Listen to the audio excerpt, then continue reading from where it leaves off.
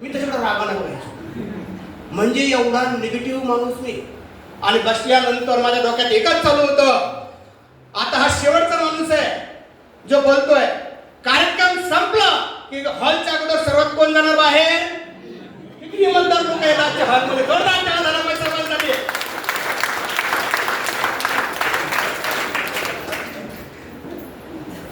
हे माझे सख्खे भाऊ आहेत. हा. आणि जसाही कार्यक्रम संपला, शपथ सांगतो सर्वात बाहेर मीच गेलो. पण गेल्यानंतर बाहेर जसे हॉलचं निघालो ना, हे काळ्या कोटवाले व्हेरी डेंजर. हे बाहेरच असतात. जसे बाहेर गेलो तर मला ज्या व्यक्तीने बसवलं होतं तो समोर आला.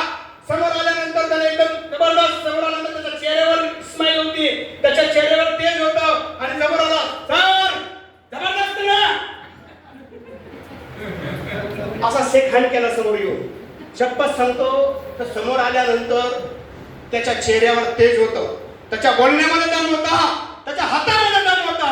आणि माझा दम पूर्ण गेला होता.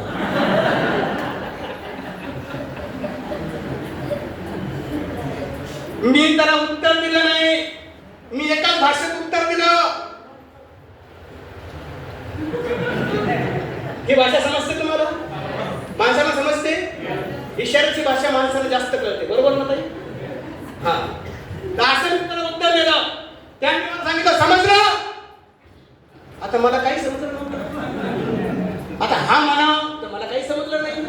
नाही म्हणा तर म्हणजे याच्या डोक्यात काय मेंदूत पाणी झालं का काय? याचं ध्यान कुठं होतं?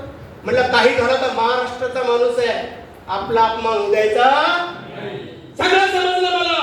माझं सांगून टाकलं. आता तुम्हाला किती समजलं?